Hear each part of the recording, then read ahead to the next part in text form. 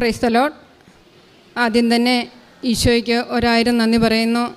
ഈ അൾത്താരയിൽ കുടുംബത്തോടൊപ്പം ഇവിടെ നിന്ന് സാക്ഷ്യം പറയുവാൻ ഞങ്ങളുടെ കുടുംബത്തെ അനുഗ്രഹിച്ചതിനെ ഓർത്ത് ഈശോയ്ക്കും അമ്മ മാതാവിനും 1000 നന്ദി.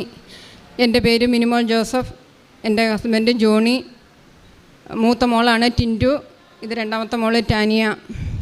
ഞങ്ങൾ ആക്ച്വലി സൗദിയിലായിരുന്നു. ഞാൻ സൗദിയിലെ നേഴ്സ്, ഹസ്ബൻഡും കുടുംബവും ഞങ്ങൾ സൗദിയിലായിരുന്നു. കുട്ടികളെല്ലാം ഉണ്ടായതും വളർന്നതും സൗദിയിൽ തന്നെ. 2020 കോവിഡ് എല്ലാവർക്കും അറിയാം, അത് ഞങ്ങളെ ആദ്യം തന്നെ ബാധിച്ചു. കോവിഡിന് ശേഷം ഹസ്ബൻഡ് എൻജിനീയറായിരുന്നു, എയർ കണ്ടീഷനായിട്ട് വർക്ക് ചെയ്യുമായിരുന്നു നല്ലൊരു കമ്പനിയിൽ. മക്കളവിടെ സ്കൂളിൽ പഠിക്കുന്നു, ഞാൻ മിനിസ്ട്രി ഹോസ്പിറ്റലിൽ വർക്ക് ചെയ്യുന്നു. കോവിഡ് വന്നതിന് ശേഷം ആദ്യത്തെ ബാച്ച് കോവിഡായിരുന്നു. അപ്പോൾ ഒത്തിരി ഇതുപോലെയുള്ള കോവിഡ് പോലെയല്ലായിരുന്നു, ഒത്തിരി കാര്യങ്ങളുണ്ടായിരുന്നു. കോവിഡ് വന്നതിന് ശേഷം ഹസ്ബൻഡ് ഡയബറ്റിക് ആണെന്ന് കണ്ടു. അതുവരെ എന്താ പറയുക, ആടിപ്പാടി നടന്നൊരു മനുഷ്യൻ. പ്രാർത്ഥനയിലും കളികളിലും പുള്ളി ഒരു മാർഗ്ഗംകളി മാഷാണ്, ഒരു പാട്ടുകാരനാണ്. അങ്ങനെ എല്ലാ തലത്തിലും ജോലിയിലും ഇതെല്ലാം ചെയ്തിരുന്ന ഒരു മനുഷ്യൻ പെട്ടെന്ന് ഡയബറ്റിക്കായി. 3 മാസത്തോളം ഞാൻ നേഴ്സായതുകൊണ്ട് ഞങ്ങളുടെ ഹോസ്പിറ്റലിൽ എല്ലാം ഇൻവെസ്റ്റിഗേഷൻ ചെയ്യാൻ സാധിക്കും. അപ്പോൾ എല്ലാ മാസവും ഇൻവെസ്റ്റിഗേഷൻ ചെയ്തു, പക്ഷേ കുഴപ്പമൊന്നുമില്ല. 3 മാസം ചെയ്തതിന് ശേഷം കിഡ്നിയിലെ ഇൻവെസ്റ്റിഗേഷൻസ് ഇച്ചിരി എലിവേറ്റ് ആകാൻ തുടങ്ങി. അപ്പോൾ പിന്നെ എല്ലാ മാസം ഇച്ചിരി കൂടാൻ തുടങ്ങി. അപ്പം ഞാൻ ഓർത്തു, ഇനിയിപ്പോൾ അവിടുത്തെ വെള്ളവും ചൂടും കാലാവസ്ഥയൊക്കെ ആയിരിക്കാം, അപ്പം നാട്ടിൽ വന്ന് വരുവാണെങ്കിൽ എല്ലാം ഓക്കെ ആവുമല്ലോ എന്നോർത്ത്. ഹസ്ബൻഡിന് ഒട്ടും താല്പര്യമില്ലായിരുന്നു. വളരെ ഫോഴ്സ് ചെയ്ത്, മക്കൾക്ക് വേണമല്ലോ അപ്പനെ, അതുകൊണ്ട് വളരെ ഫോഴ്സ് ചെയ്ത് ഹസ്ബൻഡാണെങ്കിലും വളരെ സങ്കടത്തോടെ നാട്ടിലേക്ക് എക്സിറ്റ് പോകുന്നു. 2021 ഏപ്രിൽ 13 ഞങ്ങൾ എക്സിറ്റ് പോകുന്നത്. ഞാൻ പോകുന്നില്ല, ഹസ്ബൻഡും പിള്ളേരും. ഇവിടെ വന്ന് ഞങ്ങൾ ആദ്യം ലിസി ഹോസ്പിറ്റലിൽ കാണിച്ചായിരുന്നു. അപ്പം ലിസി ഹോസ്പിറ്റലിൽ കാണിച്ചു. അവർ പറഞ്ഞു ബയോപ്സി ഒന്നും ചെയ്യണ്ട, ഹസ്ബൻഡ് ഓക്കെ ആകും. എന്നോട് ഞാനൊരു മാസത്തെ അവധിക്കാണ് വന്നത്. അപ്പം ഞാൻ തിരിച്ചു പോയി. ഒരു 3 മാസത്തിന് ശേഷം ഒരു റാപ്പിഡ് ചേഞ്ചസ് 2.2 ഞാൻ ഇവിടുന്ന് ഹസ്ബൻഡിനെ ആക്കിയിട്ട് പോകുന്ന ക്രിയാറ്റിൻ ലെവൽ. പക്ഷേ ഒരു 3 മാസത്തിന് ശേഷം ക്രിയാറ്റിൻ ലെവൽ ഞാൻ കേൾക്കുന്നത് 11. എന്നെ സംബന്ധിച്ച് ഇത് വളരെ ഒരു ക്രൂഷ്യൽ സ്റ്റേജായിരുന്നു. കാരണം എന്ത് ചെയ്യണമെന്ന് എനിക്കറിയത്തില്ല. കാരണം എനിക്ക് ടോട്ടലി ഞാൻ അങ്ങ് അപ്സെറ്റ് ആയിട്ടിരിക്കുന്ന സമയം. കാരണം കുട്ടികളെ പിരിഞ്ഞ് എനിക്ക് നിൽക്കുക എന്ന് പറയുന്നത് എൻ്റെ ജീവിതത്തിലെ ഏറ്റവും വലിയൊരു സങ്കടമുള്ള കാര്യമാണ്. കാരണം ഉണ്ടായ കാലം തൊട്ട് അവരെ കയ്യിലെടുത്ത് വളർത്തി. അപ്പം അത് ഒരു ദിവസം പോലും ആരുടെ അടുത്ത് പോലും ഞാൻ കടത്താൻ വിടത്തില്ല കുട്ടികളെ. അതുപോലെ എനിക്ക് ഭയങ്കര മിസ്സിങ്ങാണ്. അപ്പോൾ ഈ കുട്ടികളെ എന്നെ ചെയ്യണം. അപ്പം അവരെ വിട്ട് മാറി നിൽക്കുന്നതിൻ്റെ സങ്കടം എനിക്ക് വേറെ. ഞങ്ങൾ അവിടെ വീടെടുത്ത് താമസിക്കും. അപ്പോൾ വീട്ടിൽ ഒറ്റയ്ക്കുള്ള താമസം. അന്നേരമാണ് ഹസ്ബൻഡിൻ്റെ സിറ്റുവേഷൻ ഇങ്ങനെ കൂടുതൽ വർഷങ്ങളായിട്ട് വന്നത്. അപ്പം തന്നെ ട്രാൻസ്പ്ലാന്റ്. അപ്പം നമ്മൾ രാജഗിരി, കോട്ടയം, ഭാരത് ഹോസ്പിറ്റലിൽ പല ഹോസ്പിറ്റലിലും പോയി. ഉടനെ എല്ലാവരും ഡയാലിസിസാണ് ഇത് സജസ്റ്റ് ചെയ്തത്.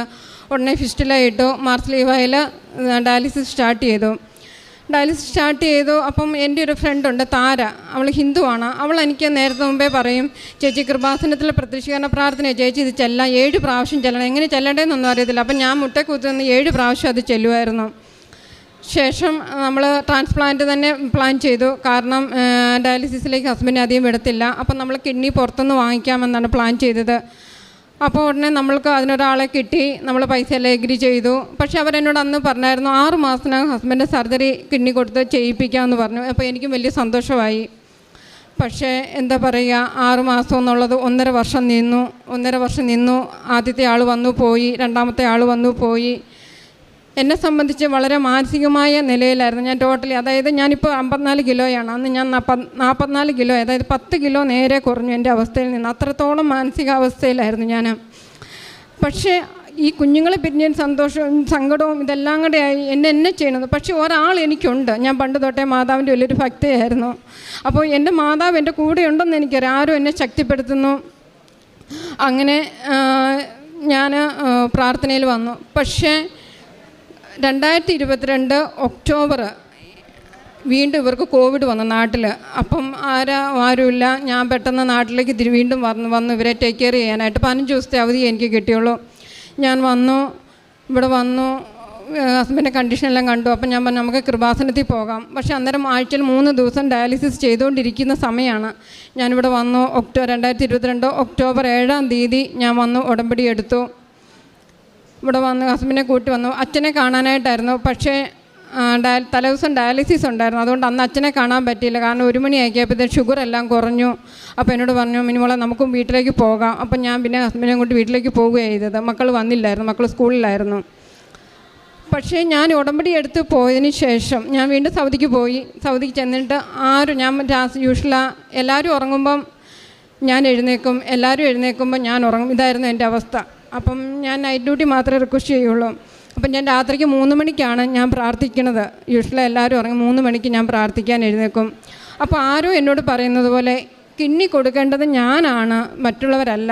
കാരണം ഞാൻ എൻ്റെ കിഡ്നി കൊടുക്കാതെ ഞാൻ വേറെ എവിടുന്നേലും കിഡ്നി മേടിച്ചാൽ അത് ദൈവത്തിൻ്റെ അടുത്തൊരു പാവമാണ് എന്ന് പറഞ്ഞു. ഞാൻ ഈ കാര്യം ഹസ്ബൻഡിനോട് പറഞ്ഞു. ഹസ്ബൻഡ് എന്ത് ചെയ്ത് എഗ്രി ചെയ്യുന്നില്ല. കാരണം ഞങ്ങൾക്ക് 2 പെൺകുട്ടികളല്ലേ. അപ്പം ആരെങ്കിലും ഒരാൾ ഹെൽത്തായിട്ട് ഓക്കെ നീ പുറത്ത് നിന്നാലേ ഉള്ളൂ കാര്യങ്ങൾ നടക്കുകയുള്ളൂ എന്ന് പറഞ്ഞു. പക്ഷേ പിന്നെയും ഞാൻ പ്രാർത്ഥിക്കുന്നില്ല, കിഡ്നി ശരിയാകണമെന്ന് പ്രാർത്ഥിക്കുന്നില്ല. എൻ്റെ കിഡ്നി ഈ ഹസ്ബൻഡിന് ഓക്കെയാണ്, അത് അനുരൂപപ്പെടുത്തി തരണമെന്നേ പറയുന്നുള്ളൂ. കാരണം എൻ്റെ കിഡ്നി ഓക്കെ ആകണം. കാരണം എനിക്ക് ഒത്തിരി പ്രശ്നങ്ങളുണ്ടായിരുന്നു. എനിക്ക് ബ്ലീഡിങ്, എൻ്റെ ഇപ്പോൾ ഹീമോഗ്ലോബിനൊക്കെ 6.8 ആ ലെവലിലൊക്കെ എത്തി. എനിക്ക് ഫൈബ്രോയിഡ് ആയിരുന്നു. പിന്നെ എനിക്ക് ബിനിയൻ നോഡ്യൂൾസ്, അങ്ങനെ കുറേ പ്രശ്നങ്ങളുണ്ടായിരുന്നു. അപ്പോൾ എൻ്റെ കിഡ്നി മാച്ചാവുമോ എന്നൊന്നും എനിക്കറിയത്തില്ല. അപ്പോൾ എന്നും മാതാവിനോട് ഞാൻ പ്രാർത്ഥിക്കും, എൻ്റെ കിഡ്നി ഹസ്ബൻഡ് അനുരൂപമാക്കി തീർക്കണം. പിന്നെ ഹസ്ബൻഡിൻ്റെ മനസ്സ് മാറി കിഡ്നി എന്നിൽ നിന്ന് മേടിക്കാനുള്ള ഇതും ആക്കണമെന്ന്. ഈ 2 പ്രാർത്ഥനയായിട്ട് നടന്നു. എന്താണേലും നമ്മൾ മറ്റു കാര്യങ്ങളെല്ലാം ചെയ്തു. പക്ഷേ ലാസ്റ്റ് മെഡിക്കൽ ബോർഡുകാർ ഞങ്ങളുടെ ഇത് അംഗീകരിച്ചില്ല. എന്തായാലും കുറച്ച് സങ്കടമൊക്കെ ഉണ്ടായിരുന്നെങ്കിലും പക്ഷേ ഞാൻ അന്ന് വിചാരിച്ചു എൻ്റെ കിഡ്നിയാണ്. ഉള്ളിൻ്റെ ഉള്ളിൽ എനിക്ക് ഭയങ്കര സന്തോഷം. ഞാൻ തിരിച്ച് വീണ്ടും അവിടുത്തെ എനിക്ക് 5 മാസത്തെ അവധി തരാമെന്ന് പറഞ്ഞായിരുന്നു. ഹസ്ബൻഡ് ട്രാൻസ്പ്ലാന്റ് ചെയ്യുവാണ്, ഹസ്ബൻഡ് ടേക്ക് കെയർ ചെയ്യാനായിട്ട്. കാരണം ഞങ്ങളുടെ പേരൻസ് ഓൾഡാണ്. അപ്പോൾ 5 മാസത്തെ അവധി തരാമെന്ന് പറഞ്ഞായിരുന്നു. അപ്പോൾ അതുകൊണ്ട് 1.5 വർഷമായിട്ട് ഞാൻ നാട്ടിൽ വരാതിരിക്കുമായിരുന്നു. അപ്പോഴാണ് ജനുവരി 25-ന് ഞാൻ നാട്ടിലേക്ക് വരുന്നത്. അപ്പം ഹസ്ബൻഡ് അതിന് മുമ്പ് ഞാൻ പറഞ്ഞു, ഇനിയിപ്പോൾ ഒന്നും നോക്കാനില്ല, ഞാൻ നാട്ടിലേക്ക് വരുമോ. അപ്പോൾ എന്നോട് പറഞ്ഞു, വാ മിനിമോളെ നിൻ്റെ കിഡ്നി ഒന്ന് നോക്കാം എന്ന് ഹസ്ബൻഡ് പറഞ്ഞു. എൻ്റെ ജീവിതത്തിലെ ഏറ്റവും വലിയൊരു സന്തോഷം എന്ന് പറയുന്നത് ആ ദിവസമായിരുന്നു. ഞാൻ നാട്ടിൽ വന്നു. അപ്പോൾ ഞാനൊരു കണ്ടീഷനെ ഹസ്ബൻഡിന് പറഞ്ഞുള്ളൂ, ഞാൻ കൃപാസന മാതാവിൻ്റെ അടുത്ത് വന്നതിന് ശേഷം എൻ്റെ ഇൻവെസ്റ്റിഗേഷൻ തുടങ്ങിക്കോ, അല്ലാതെ എൻ്റെ ഇൻവെസ്റ്റിഗേഷന് ഞാൻ പോരത്തില്ല എന്ന് പറഞ്ഞു. ഞാൻ ഫെബ്രുവരി 7-ന് ഞങ്ങളിവിടെ വന്നു. ബഹുമാനപ്പെട്ട ജോസഫ് അച്ഛനെ കണ്ടു. അച്ഛൻ ഹസ്ബൻഡിൻ്റെ ഇത് പ്രാർത്ഥിച്ചു. ഞങ്ങൾ കിഡ്നി ട്രാൻസ്പ്ലാന്റ് തന്നെയാണ് പറഞ്ഞത്. സർജറി എത്രയും പെട്ടെന്ന് നടക്കാനും എൻ്റെ കിഡ്നി രൂപപ്പെടുത്താനും ഇതായിരുന്നു എൻ്റെ നിയോഗം. വന്നു. എന്താണേലും അതിനുശേഷം ഇൻവെസ്റ്റിഗേഷൻ എല്ലാം പോയി, ഓരോരോ ഇൻവെസ്റ്റിഗേഷൻ ചെയ്തു. പക്ഷേ എൻ്റെ വിശ്വാസം എന്ന് പറയുന്നത് എനിക്ക് എൻ്റെ മാതാവ് ഒരു അത്ഭുതം അല്ല, ഈശ്വര അത്ഭുതം ചെയ്തില്ലെങ്കിൽ എൻ്റെ കിഡ്നി ഓക്കെ ആകത്തില്ല. കാരണം എൻ്റെ പ്രോബ്ലംസ് എനിക്കറിയാം. ഞാൻ ആ ഹോസ്പിറ്റലിൽ മാർസ് ലിവായിലാണ് ഇൻവെസ്റ്റിഗേഷൻ ചെയ്യുന്നത്. കയറുന്നതിന് മുമ്പ് ഓരോ ഇൻവെസ്റ്റിഗേഷന് മുമ്പും ഉടമ്പടി ഉപ്പ് ഞാൻ അവിടെ വെക്കും. ആരും ചവിട്ടാത്തടുത്ത് ആ ഡോറിൻ്റെ എവിടെയെങ്കിലും ഞാൻ ഉപ്പില്ലാതെ ഞാൻ പോകത്തില്ല. എന്നിട്ട് ഓരോ ഇൻവെസ്റ്റിഗേഷൻ ചെയ്യും. ക്രോസ് മാച്ച് 3 എണ്ണം കഴിഞ്ഞു. 1 by 1 എല്ലാം നോർമലായി. സാധാരണ ആൾക്കാർക്ക് മാച്ചാകുന്നതിനേക്കാൾ നന്നായിട്ടാണ് ഞങ്ങൾക്ക് മാച്ചായത്. അപ്പോൾ ഹസ്ബൻഡ് ചുമ്മാ പറയുമായിരുന്നു, നിൻ്റെ കിഡ്നി ഒരിക്കലും മാച്ചാകത്തില്ല, കാരണം ഞങ്ങൾ ഓപ്പോസിറ്റ് ക്യാരക്ടേഴ്സാണ്. പക്ഷേ ദൈവത്തിന് അസാധ്യമായിട്ടൊന്നുമില്ല എന്ന് ഞങ്ങൾ പൂർണ്ണമായിട്ടും ഞാൻ വിശ്വസിച്ചത് ആ നിമിഷമാണ്. 3 ക്രോസ് മാച്ചും ഓക്കെ ആയി. പക്ഷേ എൻ്റെ CT അഞ്ച് ചെയ്തപ്പം എനിക്ക് 2 ആർട്ടറിയാണ്. സാധാരണ 80% ആൾക്കാർക്ക് 1 ആർട്ടറിയേ ഉള്ളൂ. അപ്പോൾ 2 ആർട്ടറി ഉള്ളതുകൊണ്ട് ഹസ്ബൻഡിന് സർജറി പോസ്റ്റ് കോംപ്ലിക്കേഷൻ കുറച്ച് അവർ പറഞ്ഞായിരുന്നു. അപ്പോൾ ഹസ്ബൻഡിന് ആകെ ഒരു പേടി. ഞാൻ പറഞ്ഞു, ഇല്ല, മാതാവിലല്ലേ നമ്മൾ വിശ്വസിക്കുന്നത്, മാതാവ് നമുക്ക് ഇത്രയും നടത്തി തന്നാൽ ബാക്കിയും നടത്തും. എന്താണേലും ട്രാൻസ്പ്ലാന്റ് കഴിഞ്ഞു. അവർ പറഞ്ഞു 3 ദിവസം കഴിഞ്ഞ് ഹസ്ബൻഡ് യൂറിൻ വരുള്ളൂ, പിന്നെ 15 ദിവസം ICU കിടക്കണമെന്നൊക്കെ പറഞ്ഞു. 2023 മാർച്ച് 13-ാം തീയതി ഞങ്ങളുടെ സർജറി ആയിരുന്നു. ഡോക്ടർ പറഞ്ഞത് പ്രകാരം ഒരു കോംപ്ലിക്കേഷനുമില്ല. സർജറി കഴിഞ്ഞു 1/2 മണിക്കൂറിനകം ലാർജ് എമൗണ്ട് ഓഫ് യൂറിൻ പാസ്സായി എന്നാണ് പുറത്തു നിന്നവരോട് ഡോക്ടർ പറഞ്ഞത്. 15 ദിവസം ICU കിടക്കുമെന്ന് പറഞ്ഞ ഹസ്ബൻഡ് 10-ാം ദിവസം ഡോക്ടർ എന്നെ വിളിച്ചിട്ട് പറഞ്ഞു ഡിസ്ചാർജ് ആക്കണമെന്ന്. ഇത് ദൈവത്തിൻ്റെ അനുഗ്രഹമല്ലാതെ വേറൊന്നുമല്ല. അങ്ങനെ ഞങ്ങളുടെ 13 മാസം കഴിഞ്ഞു. ഹസ്ബൻഡ് ഇതുവരെയുള്ള ഇൻവെസ്റ്റിഗേഷനും ക്രിയാറ്റിനും കഴിഞ്ഞ ആഴ്ചയും പോയിട്ടുണ്ടായിരുന്നു. എല്ലാം നോർമലായിട്ട് മാതാവിൻ്റെ അടുത്ത് സാക്ഷ്യം പറയാണ്ട് വന്നിരിക്കുന്നു. കൂടാതെ ഞങ്ങളുടെ സർജറി നടക്കുന്ന സമയത്ത് മൂത്ത മോൾ, ഇവർ CBSEയിൽ അവിടെയായിരുന്നു പഠിച്ചത്. അപ്പോൾ ഇവിടെ വന്നു കഴിഞ്ഞപ്പോൾ പെട്ടെന്ന് മലയാളം പാടായിരുന്നു. അപ്പോൾ മലയാളം അക്ഷരത്തെറ്റാണ്, പറയാനറിയാമെങ്കിൽ അക്ഷരത്തെറ്റുകൾ ഒത്തിരിയുണ്ട്. അപ്പോൾ എല്ലാത്തിനും A+ കിട്ടുമോ എന്നുള്ളൊരു പേടി. അതും എൻ്റെ 2ാമത്തെ നിയോഗം. മകൾക്ക് മലയാളം എല്ലാം എഴുതി എല്ലാ സബ്ജക്റ്റിനും A+ കിട്ടണം. 10ാം ക്ലാസ് റിസൾട്ട് വന്നു. മകൾക്ക് എല്ലാ സബ്ജക്റ്റിനും A+ കിട്ടി. മൂന്നാമത്തെ എൻ്റെ നിയോഗം ഉടമ്പടി തൈലവും ഉപ്പും വെച്ചുള്ളതാണ്. എൻ്റെ അമ്മയ്ക്ക് 80 വയസ്സായി. അമ്മ ഒത്തിരി നല്ല ഫാറ്റായിട്ട് വണ്ണമുള്ള ആളാണ്. അപ്പം വയറും ബ്രഷും എല്ലാം ഒത്തിരി ഇതാണ്. അമ്മയ്ക്ക് ഈ ദേഹത്ത് ത്വക്ക് രോഗമുണ്ട്. ഇതെല്ലാം ചൊറിഞ്ഞങ്ങ് പൊട്ടിക്കഴിഞ്ഞാൽ പെട്ടെന്ന് അങ്ങ് സ്പ്രെഡാകും. പക്ഷേ ഈ വേദന ഞാൻ നിൽക്കുമ്പോൾ എനിക്ക് അനുഭവിക്കുന്നതായിട്ടാണ് തോന്നുന്നത്. ഇത് അമ്മയ്ക്ക് വരുന്ന ആ വേദന. അപ്പം ഞാൻ ഒരു പ്രാവശ്യം ഇവിടെ നാട്ടിൽ വന്നപ്പം ഉടമ്പടി തൈലം എടുത്ത് അമ്മയ്ക്ക് കൊടുത്തു. 1 വർഷമായിട്ട് അമ്മയ്ക്ക് ത്വക്ക് രോഗം ഉണ്ടായിട്ടില്ല. അമ്മയ്ക്ക് ഇപ്പോൾ കാലിൻ്റെ മുട്ടിന് വേദന വന്നാലും എന്ത് വന്നാലും അമ്മ എന്നെ വിളിക്കും, മാനെ ഉടമ്പടി തൈലം കൊണ്ട് കൊച്ചിങ്ങ് വന്നേ, അമ്മേനെ ഒന്ന് പ്രാർത്ഥിച്ചേ എന്ന് പറയും. കഴിഞ്ഞ ആഴ്ചയിലും അമ്മയ്ക്ക് നടുവിന് വേദന, അമ്മ ഉടമ്പടി തൈലം വെച്ചു. അമ്മയോട് ഞാൻ പറയും, അമ്മയെ 3 ദിവസത്തിനകം അത് മാറും കേട്ടോ എന്ന് പറയും.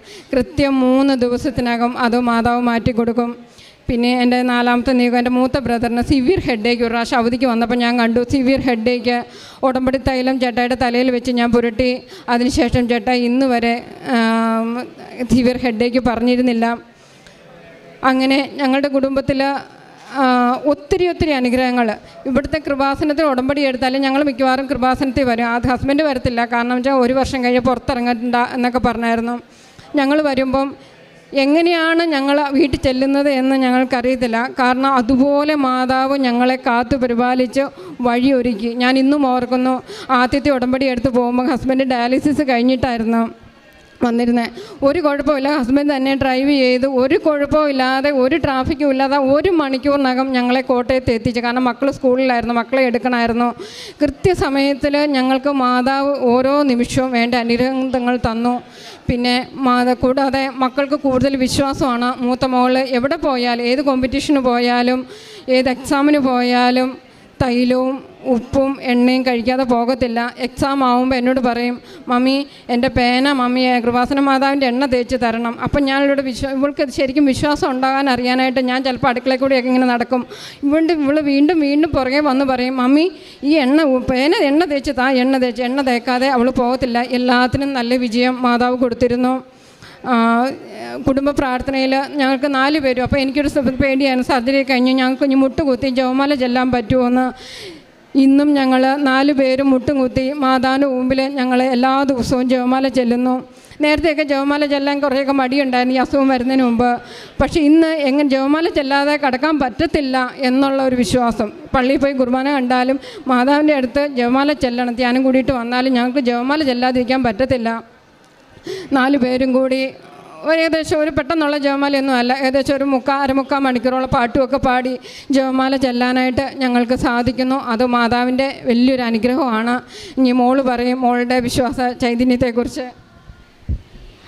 കൃപാസന മാതാവ് എൻ്റെ ജീവിതത്തിൽ ഒരുപാട് അത്ഭുതങ്ങൾ വരുത്തിയിട്ടുണ്ട്. ഞാൻ എവിടെ പോയാലും കൃപാസന മാതാവിൻ്റെ ലോക്കറ്റും തൈലവും പുരട്ടാതെ ഞാനൊരു മത്സരത്തിൽ പോകാതിരിക്കുകയില്ല.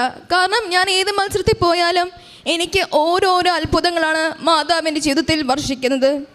അപ്പോൾ കൃപാസന മാതാവിൻ്റെ വിശ്വാസം എന്നെ കൂടുതൽ പ്രാർത്ഥനാ ചൈതന്യത്തിൽ വളർത്തുവാൻ എന്നെ സഹായിച്ചു. വീണ്ടും ഞാൻ സൗദിയിൽ നിന്ന് എക്സിറ്റ് വന്നു ഇപ്പം. കാരണം എനിക്ക് ഹിസ്റ്റക്ടമി, എനിക്കൊരു ബ്ലീഡിങ് ഉണ്ടായിരുന്നു. ഒക്ടോബറിൽ ഞാൻ വന്നു. നവംബർ 15-ന് ഹിസ്റ്റക്ടമി ചെയ്തു. വലിയൊരു മുഴയായിരുന്നു. പക്ഷേ അതിൻ്റെ ബയോപ്സി ഞങ്ങൾക്ക് ഭയങ്കര പേടിയായിരുന്നു. എന്താണേലും സർജറിക്ക് പോകുന്നതിന് മുമ്പെല്ലാം മാതാവിൻ്റെ ഉടമ്പടി തൈലം ഞങ്ങൾക്കുണ്ടായിരുന്നു. മാതാവ് എപ്പോഴും ഞങ്ങളെ കാത്തു പരിപാടികൾ പൂർണ്ണ വിശ്വാസം കൊണ്ട് തന്നെയായിരിക്കാം എൻ്റെ ബയോപ്സിയും നെഗറ്റീവായിട്ട് വന്നു. ഞങ്ങളുടെ ട്രാൻസ്പ്ലാന്റ് കഴിഞ്ഞിട്ട് ഇപ്പോൾ 1 വർഷവും 3 മാസവും കഴിഞ്ഞു. ഇതുവരെ എൻ്റെ എല്ലാ ടെസ്റ്റുകളും വളരെ ഭംഗിയായിട്ടും ഒരു കുഴപ്പവും ഇല്ലാതെ, ഒരു ടെൻഷനും ഇല്ലാതെ തീർന്നു പോകുന്നു. അതിന് ദൈവത്തിൻ്റെയും മാതാവിൻ്റെയും വളരെ അനുഗ്രഹങ്ങൾ. ഞങ്ങളുടെ ഈ കൃപാസനത്തിൽ വന്ന് ഉടമ്പടി എടുത്തത് മുതൽ ഞങ്ങളെ മാതാവ് ഒത്തിരി അനുഗ്രഹങ്ങൾ തന്നിട്ടുണ്ട്. ഞങ്ങളുടെ കുടുംബത്തിൽ വളരെ സന്തോഷവും സമാധാനവും ഐശ്വര്യവും വളരെ തീക്ഷ്ണമായ ജീവിതവുമായിട്ട് ഞങ്ങൾ കുഞ്ഞുങ്ങളായിട്ട് മുൻപോട്ട് പോകുന്നു. മാതാവിന് വളരെയധികം നന്ദി.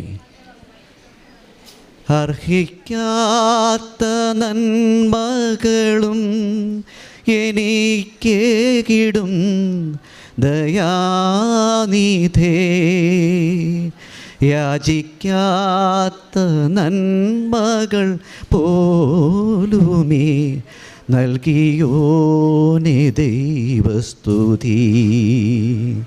നന്ദിയോടെ ഞാൻ സ്തുതി പാടിടും എൻ്റെ യേശുനാഥ, എനിക്കായി നീ ചെയ്തോരോ നന്മയ്ക്കും ഇന്നു നന്ദി ചൊല്ലുന്നു ഞാൻ. ഞങ്ങളുടെ പ്രേക്ഷിത പ്രവർത്തനം എന്ന് പറയുന്നത് ഞങ്ങൾ അനാഥാലയങ്ങളിലൊക്കെ പോകാൻ സാധിച്ചു. അവർക്ക് ഒരു നേരത്തെ ഭക്ഷണം കൊടുക്കുക, അവരെ പോയി കാണുക, അതെല്ലാം ചെയ്യാറുണ്ട്. ഇപ്പം കിഡ്നി രോഗികൾ ആരെങ്കിലും ഉണ്ടെങ്കിൽ അവരുടെ കുടുംബത്തെ സഹായിക്കുക എന്നുള്ളത് വേഗം ഞങ്ങളുടെ മനസ്സിലേക്ക് വരും. രോഗികളെയും വേദനിക്കുന്നവരെയും കാണുമ്പോൾ നമ്മൾക്ക് നമ്മുടെ മക്കൾക്ക് ചെയ്യേണ്ട കാര്യങ്ങൾ അവരുടെ മക്കൾക്ക് ചെയ്യുക എന്നുള്ളതാണ് ഞങ്ങൾക്ക് കൂടുതൽ ഇഷ്ടം. ഞങ്ങളങ്ങനെ ചെയ്യുന്നു. അത് കൂടുതൽ ചെയ്യാനായിട്ട് ഞങ്ങൾക്ക് മനസ്സ് വരുന്നു. പിന്നെ കൃപാസന പത്രം മേടിക്കാറുണ്ട്. ഹോസ്പിറ്റലുകളിലും കവലകളിലും എല്ലാവർക്കും കൊണ്ടേ കൊടുക്കും. ആദ്യം കൃപാസന പത്രം ഇംഗ്ലീഷൊക്കെ മേടിക്കും. ഞാൻ ഫിലിപ്പിനോസിനൊക്കെ കൊടുക്കാനായിട്ട് ആരെങ്കിലും വേണ്ടെന്ന് പറയുമ്പോൾ ആദ്യമൊക്കെ എനിക്ക് സങ്കടമായിരുന്നു. പിന്നെ ഞാൻ ഇവിടെ നിന്ന് ഒരു ടോക്ക് കേട്ടു, ആരെങ്കിലും റെഫ്യൂസ് ചെയ്യുവാണെങ്കിൽ അത് നമ്മൾ കൂടുതൽ സന്തോഷിക്കുകയാണ് വേണ്ടത്, മാതാവ് അത്രയുള്ള. പിന്നെ ആരും റെഫ്യൂസ് ചെയ്ത് കഴിഞ്ഞാൽ എനിക്കൊരു സങ്കടവും ഇല്ല. ഞാൻ വളരെ ചിരിച്ചുകൊണ്ട് തന്നെ ഞാൻ അടുത്ത ആളുടെ മുമ്പിൽ ചെല്ലും. അത് എന്നെ കൃപാസന പത്രം കൊടുക്കാമെന്ന് പറഞ്ഞാൽ എനിക്കൊരു ഭാരമായിട്ടോ അങ്ങനെയല്ല, എനിക്ക് വലിയൊരു സന്തോഷം തന്നെയാണ്. ഞാൻ 3-4 പാക്കറ്റുകൾ മേടിക്കും, അതുമായിട്ടാണ് ഞാൻ കൊടുക്കാറുള്ളത്. എനിക്കും എൻ്റെ കുടുംബത്തിന് ഇത്രത്തോളം അനുഗ്രഹം തന്ന് ഇവിടെ സാക്ഷ്യം പറയാൻ ഞങ്ങളെ അനുഗ്രഹിച്ച ഈശോയ്ക്കും അമ്മ മാതാവിനും 1000 കോടി നന്ദി. പരിശുദ്ധ അമ്മയുടെ മധ്യസ്ഥതയിൽ ഈ ഒരു കുടുംബം മുഴുവനായിട്ട് ഈ അൾത്താരയിൽ നിന്ന് സാക്ഷ്യപ്പെടുത്തുമ്പോൾ തന്നെയും നമുക്കിനി ഇവർ പ്രാർത്ഥനയിൽ കുടുംബ പ്രാർത്ഥന ചൊല്ലുന്നവരാണ് എന്നൊന്നും അവർ പറയേണ്ട ഒരു ആവശ്യമില്ല. കാരണം പ്രാർത്ഥനയിൽ ഒരുമിക്കുന്ന ഒരു കുടുംബത്തിന് മാത്രമേ ഇങ്ങനെ അൾത്താരയിൽ ഒരുമിച്ച് നിന്ന് ദൈവത്തിൻ്റെ നാമം മഹത്വപ്പെടാനായിട്ട് സാധിക്കത്തുള്ളൂ. അപ്പം ഏറ്റവും പ്രധാനപ്പെട്ട സാക്ഷ്യം എന്നത് കിഡ്നി ട്രാൻസ്പ്ലാന്റേഷനോട് ബന്ധപ്പെട്ട ഒരു സാക്ഷ്യമാണ്. അതിലിവിടെ നിന്ന് ഉടമ്പടി എടുത്തതിന് ശേഷം മാതാവ് തന്നെ ഒരു കമ്മ്യൂണിക്കേഷൻ, അതായത് കിഡ്നി കൊടുക്കേണ്ട ആൾ ഇദ്ദേഹം തന്നെയാണെന്നിങ്ങനെ ഒരു മനസ്സിൽ നിന്നുള്ളൊരു ദൈവിക ശബ്ദം കേട്ടു എന്നുള്ളതും പിന്നീടുള്ള എല്ലാ കാര്യങ്ങളും ദൈവം ക്രമീകരിച്ച് എത്രയും ഇപ്പോൾ 10 ദിവസത്തിൽ അല്ലെങ്കിൽ 15 ദിവസം കൂടെ നിൽക്കേണ്ടത് പെട്ടെന്ന് കാര്യങ്ങളെല്ലാം ക്രമപ്പെട്ടു. എത്രയും വേഗം അവിടുന്ന് ഡിസ്ചാർജ് ചെയ്ത് ഇന്ന് ഇത്രയും നാൾ ഒരു ആരോഗ്യപരമായിട്ട് നിൽക്കുവാനായിട്ട് സാധിച്ചതെല്ലാം ദൈവത്തിൻ്റെ നാമത്തിൻ്റെ മഹത്വത്തിന് വേണ്ടിയും ഒക്കെയാണ് പറയണത്. അപ്പം ഈ ഒരു സാക്ഷ്യത്തിൽ ഒരു വേഗതയും ഒരു സമയത്തിൻ്റെ ചുരുക്കവും ദൈവത്തിൻ്റെ ഒരു കമ്മ്യൂണിക്കേഷനും അല്ലെങ്കിൽ പരിശുദ്ധ അമ്മയുടെ സാന്നിധ്യമൊക്കെ അനുഭവിക്കാൻ സാധിച്ചു എന്നുള്ളത് വ്യക്തവുമാണ്. രണ്ടാമത്തെ മക്കളുടെ എല്ലാ കാര്യത്തിലും ഉടമ്പടിയിലെ വസ്തുക്കളൊക്കെ ഉപയോഗിച്ച് പ്രാർത്ഥിക്കുകയും പ്രാർത്ഥനയിൽ കൺസിസ്റ്റൻ്റായിട്ട് നിലനിൽക്കുവാനായിട്ടൊരു ശ്രമം ഈ കുടുംബത്തിൻ്റെ ഭാഗത്തു നിന്നുള്ളത് വ്യക്തവുമാണ്. അപ്പം അങ്ങനെ വിശ്വസ്തയോടുകൂടി നമ്മൾ ദൈവത്തിരുമുൻപിൽ വ്യാപരിക്കുമ്പോൾ ദൈവം നമുക്ക് വേണ്ടി നമ്മുടെ വിശ്വാസത്തെ വർദ്ധിപ്പിക്കുവാനായിട്ട് ദൈവം നമ്മളോട് സംസാരിക്കും. അല്ലെങ്കിൽ ദൈവം നമ്മുടെ കാര്യങ്ങളിൽ വ്യക്തമായിട്ട് ഇടപെടൽ നടത്തുമെന്നുള്ളത് ഉടമ്പടിയിൽ അത് ശക്തമായിട്ട് അങ്ങനെ ഒരു ദൈവിക ഇടപെടൽ ഉണ്ടാകുന്നുള്ളതാണ് ഈ ഒരു സാക്ഷ്യം തെളിച്ചേരെ. പ്രത്യേകിച്ച് ഈ കുടുംബം പറഞ്ഞ സാക്ഷ്യം നമുക്ക് പ്രചോദനമാകട്ടെ എന്നും ഇനിയും വിശ്വാസ ജീവിതത്തിൽ മുൻപോട്ടുള്ള യാത്രയിൽ പരിശുദ്ധമ്മയുടെ വലിയ സാന്നിധ്യം അനുഭവിക്കാൻ ദൈവം ഇടവരുത്തട്ടെ എന്ന് പ്രാർത്ഥിക്കുന്നു. നമുക്ക് ഈ കുടുംബത്തെ പ്രതി നമുക്ക് കരങ്ങളടിച്ച് ദൈവത്തിൻ്റെ നാമം മഹത്വപ്പെടുത്താം.